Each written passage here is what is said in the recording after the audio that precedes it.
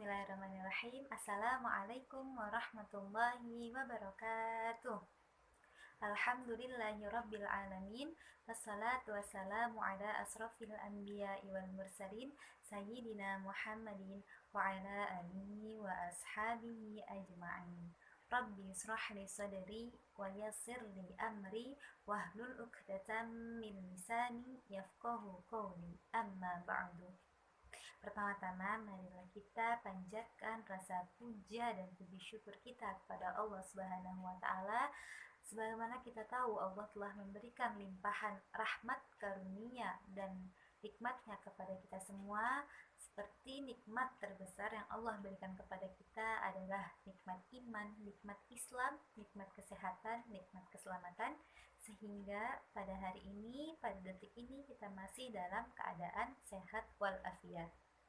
Salawat serta salam tak lupa kita sanjungkan kepada junjungan kita Nabi besar Muhammad Sallallahu Alaihi Wasallam yang telah membawa kita dari zaman kegelapan ke zaman yang terang benderang seperti sekarang ini. Semoga kita umatnya mendapatkan syafaatnya di yaumil akhir nanti. Amin amin ya rabbal alamin. Baiklah teman-temanku yang insya Allah dirahmati oleh Allah Subhanahu wa Ta'ala, pada kesempatan kali ini saya akan membahas mengenai hati yang bersih akan pasrah dan ridho dengan semua takdir yang Allah berikan. Nah, kenapa sih saya mengambil topik tentang hati yang bersih akan pasrah dan ridho dengan takdir Allah? Karena pada saat beberapa hari yang lalu saya habis mendengar ceramah almarhum Syekh Ali Jaber rahimahumullah.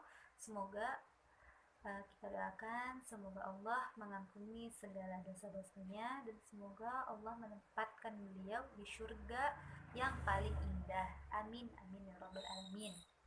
Nah, di ceramahnya beliau itu saya mengambil hikmah yang sangat inspiratif mungkin ya, karena di ceramahnya beliau itu beliau menyebutkan bahwa beliau ini merupakan seseorang yang benar-benar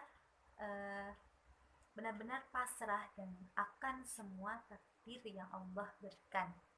Dan juga beliau menganalogikan pasrahnya itu seperti seorang mayit yang sedang dimandikan.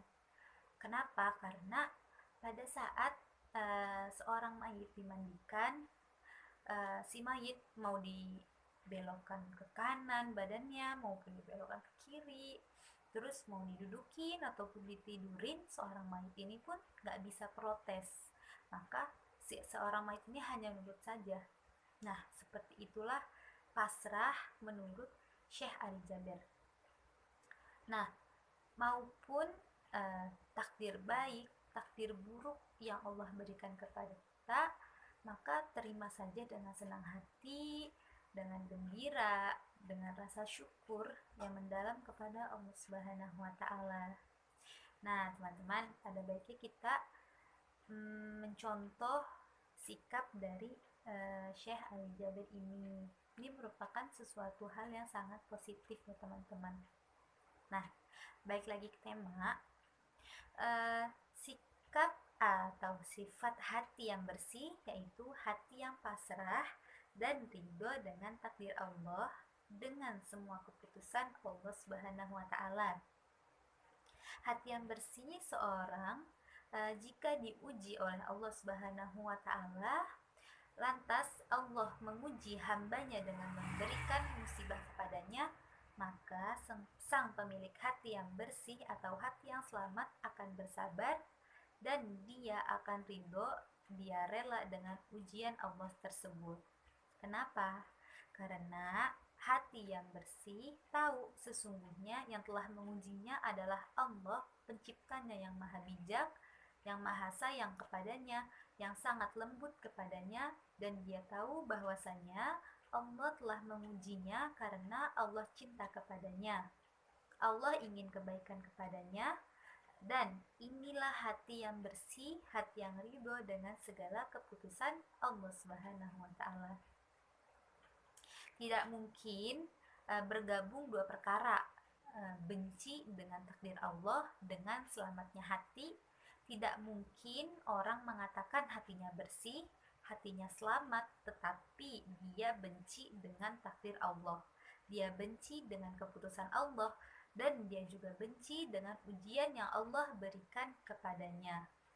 Oleh karenanya, wahai teman-temanku yang insya Allah dirahmati oleh Allah, kalau Allah mentakdirkan musibah bagimu, apakah musibah pada badanmu maupun musibah pada hartamu, musibah pada keluargamu, musibah yang menimpa keluargamu, usahamu, sesungguhnya Allah hendak melihat apa yang hendak engkau lakukan dengan ujian tersebut. Maka engkau di antara dua perkara, engkau meraih keridhaan Allah dan engkau menjadi pemilik hati yang bersih, yaitu jika engkau rela dengan ujian Allah atau engkau meraih kemurkaan Allah Subhanahu wa Ta'ala. Jika engkau ridho, pasrah dan rela dengan ujian yang Allah berikan kepadamu, maka Allah akan ridho kepadamu. Tapi sebaliknya, jika engkau benci, engkau marah, engkau tidak suka dengan ujian tersebut, engkau pun juga marah-marah, maka engkau akan meraih kemurkaan dari Allah Subhanahu wa Ta'ala. Nauzubillahi min dzalik. Sebagaimana Al-Imam At-Tirmizi rahimahumullah ta'ala meriwayatkan hadis dengan sanad yang hasan, kata Nabi Muhammad sallallahu alaihi wasallam bersabda yang artinya, sesungguhnya besarnya balasan, besarnya pahala berbanding lurus sesuai dengan besarnya ujian. Hadis riwayat Tirmizi. Oleh karenanya, wahai teman-temanku yang insya Allah dirahmati oleh Allah Subhanahu wa Ta'ala, jika Allah mengujimu dengan ujian yang besar, bergembiralah bahwasanya pahalamu sangat besar. Kemudian Nabi Muhammad Shallallahu Alaihi Wasallam pun juga bersabda yang artinya, kalau Allah telah mencintai seorang hamba, Allah akan mengujinya.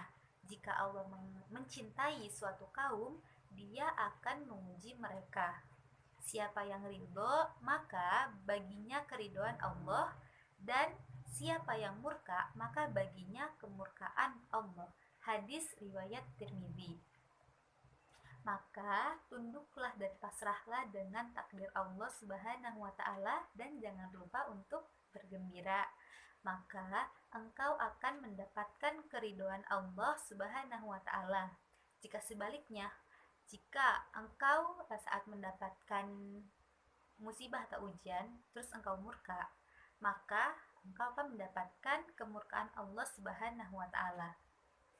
Sebagian orang jika ditimpa dengan musibah, maka dia pun akan marah. Ada juga yang ngamuk mungkin, maka yaitu mungkin manusiawi. Tapi kita jangan mengedepankan kayak rasa sedih, marah kita, tapi kita jangan lupa untuk selalu bersyukur akan semua takdir yang Allah berikan. Adapun hamba Allah yang tahu bahwasanya Allah Subhanahu wa Ta'ala memberikan musibah kepadanya untuk mengujinya, bahwasanya Allah Maha Pengasih lagi Maha Penyayang, bahwasanya Allah Subhanahu wa Ta'ala yang Maha Hakim, yang Maha Bijak. Allah punya rahasia-rahasia di balik semua yang Allah tetapkan, dan Dia tahu bahwasanya dunia bukan segalanya. Dia tahu bahwasanya dunia bukan tempat terakhir. Dia pun juga tahu bahwasanya dunia ini hanya medan ujian. Dunia hanya tempat untuk mengumpulkan segala pahala, dan Dia juga tahu bahwasanya kehidupan yang sesungguhnya adalah kehidupan akhirat. Sebagaimana Allah menjelaskan dalam firman-Nya di surat Al-Ankabut ayat 64 yang artinya, dan sesungguhnya kehidupan akhirat itulah kehidupan yang hakiki. Sekian yang dapat saya sampaikan. Jadi kesimpulannya, jika kita sedang mendapatkan takdir yang baik maupun takdir yang buruk, kita jangan lupa untuk bersyukur dan jangan lupa untuk bergembira. Akhir kalam, apabila Saat ini saya terdapat kata-kata yang kurang berkenan, saya mohon dimaafkan. Wabillahi taufiq wal hidayah. Wassalamualaikum warahmatullahi wabarakatuh.